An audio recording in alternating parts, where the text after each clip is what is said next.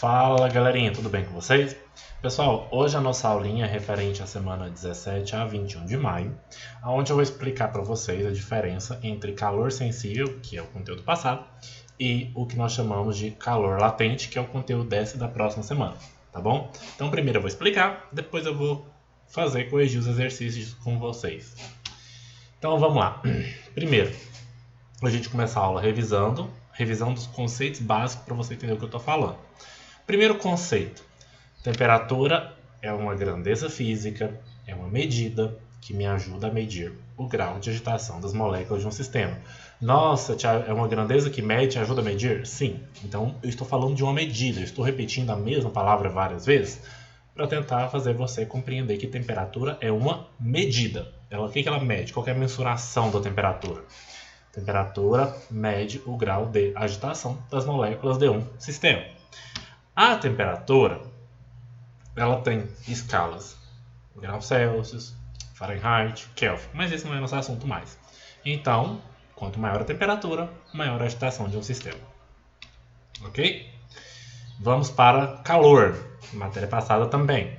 Calor é a energia térmica em trânsito que sai de um corpo quente para um corpo frio. Então, se eu tenho dois corpos, um com a temperatura maior e um com a temperatura menor, a energia, o calor, vai fluir naturalmente do corpo de maior temperatura para o corpo de menor temperatura. Essa temperatura pode fluir pelos três processos, que é a condução, a convecção e a radiação. Acontece o seguinte: quando o calor vai de um corpo para outro, podem ocorrer duas coisas.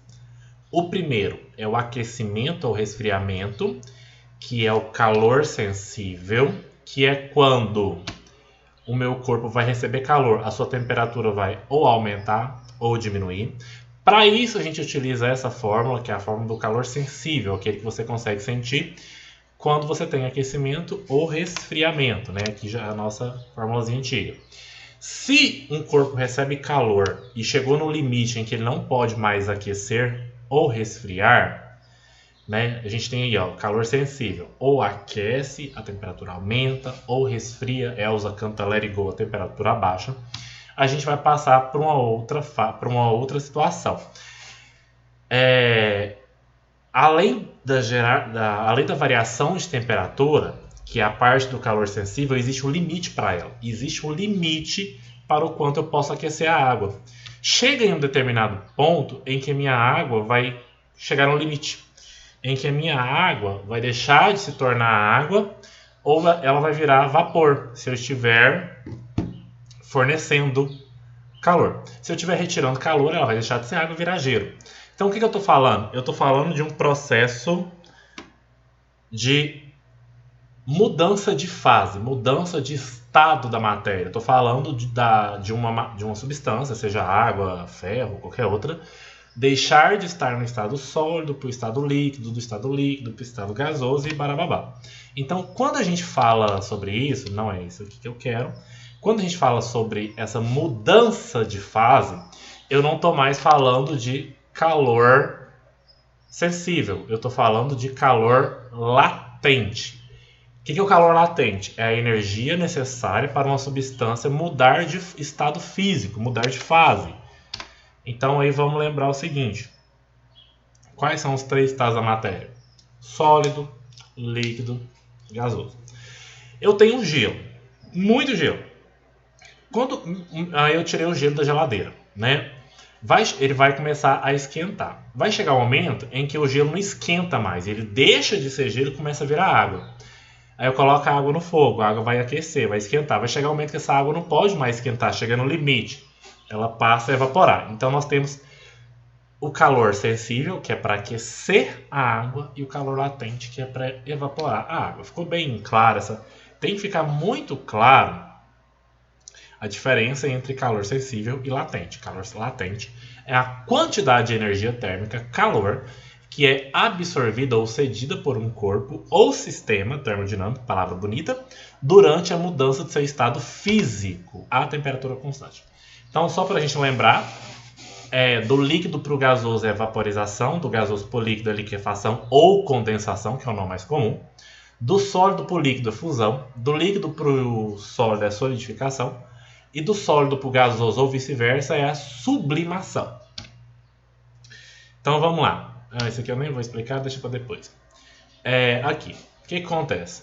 Vamos voltar no exemplo da água. Aqui eu tenho água no estado sólido, aqui eu tenho gelo. Quando o gelo chega no 0 graus Celsius, o gelo vai começar a derreter. Então eu tenho dois tipos de energia. A que está em vermelhinho é a calor sensível. A energia que eu estou fornecendo para o gelo chegar a 0 graus Celsius. O gelo chegou a 0 graus Celsius. Toda a energia recebida não vai ser mais calor sensível, vai ser calor latente. Opa, volta lá, velho. Volta lá. E vai começar a fusão. Após o término do processo de fusão do gelo, que é o gelo virar água, todo o calor recebido vai ser calor sensível porque eu estou aquecendo o meu líquido.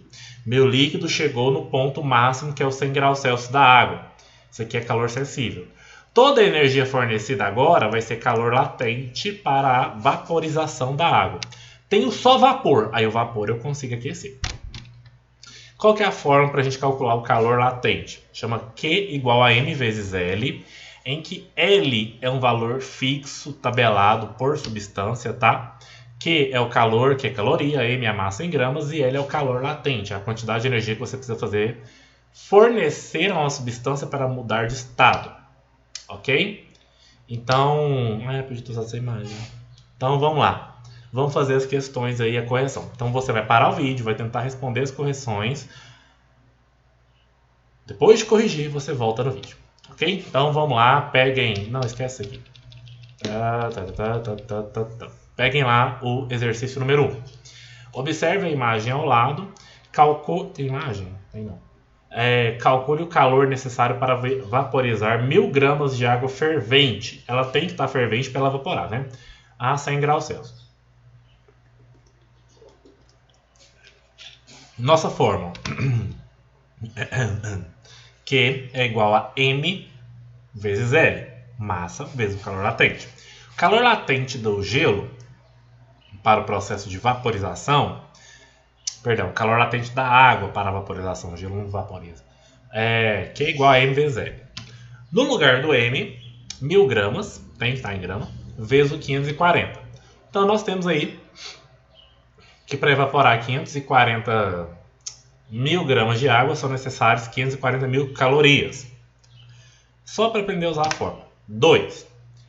Calcule o calor necessário para fundir, sair do estado sólido para o líquido, 2 kg de gelo a 0 graus Celsius.